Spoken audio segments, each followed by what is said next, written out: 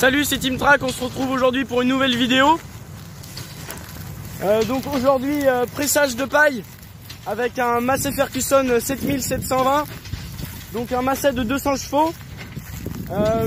Pour les connaisseurs, c'est un tracteur, c'est la série qui est juste avant les nouveaux 8S. Donc c'est un tracteur qui a maintenant 2 ans. Il est attelé sur une presse Massey Ferguson 2170. Je vous mets tout ça en image. Et puis on se retrouve à la fin donc, pour voir un petit peu comment ça se passe. Les bottes, la paille, tout ça.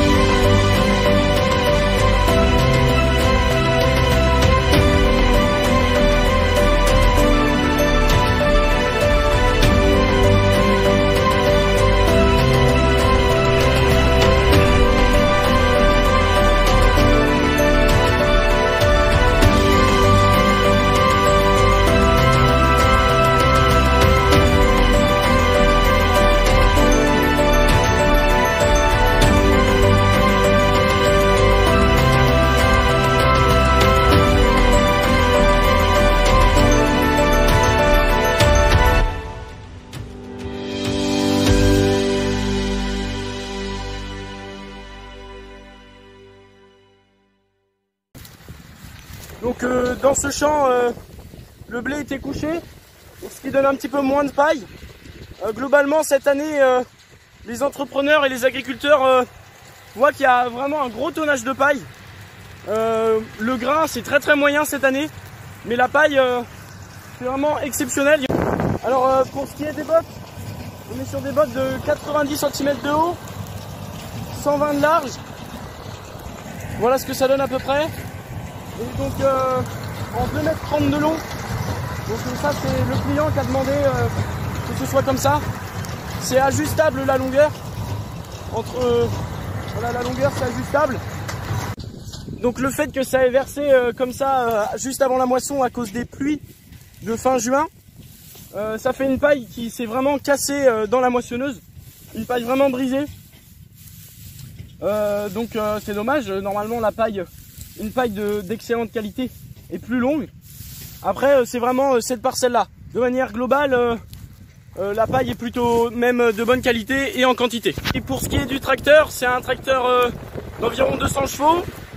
Il roule à 8-10 km/h, ça dépend des moments. Et donc il emmène bien la presse, c'est largement suffisant. Donc la 2170, donc la presse Massey Ferguson, c'est une presse à 6 noueurs qui sert vraiment très bien. Le petit désavantage de cette année, c'est qu'apparemment, à ce que m'a dit l'entrepreneur, la paille est plus légère que d'habitude. Donc on perd un petit peu en poids sur les bottes pour un même volume. Donc de manière globale, tous les fourrages peuvent être pressés en cubique ou en rond. Les avantages du cubique sont une facilité de manutention. C'est beaucoup plus facile à ranger sur un plateau et dans un bâtiment. Il y a un gain de place. En revanche, toutes les machines ne sont pas adaptées pour récupérer ce genre de bottes, les pailleuses, ça dépend des formats. Les dérouleuses, c'est pas la peine d'en parler. Et bien sûr, le principal désavantage du pressage haute densité en cubique, c'est le coût de la presse. Une presse cubique coûte environ 2 fois plus cher voire plus qu'une presse ronde. Et donc c'est ça qui freine un petit peu. Sinon, c'est vrai que le cubique a beaucoup d'avantages. Voilà. Il reste juste un petit bout en bas, et après ça sera terminé cette parcelle. Moi je vais y aller. Et puis on se retrouve très bientôt pour de prochaines vidéos. Allez, salut!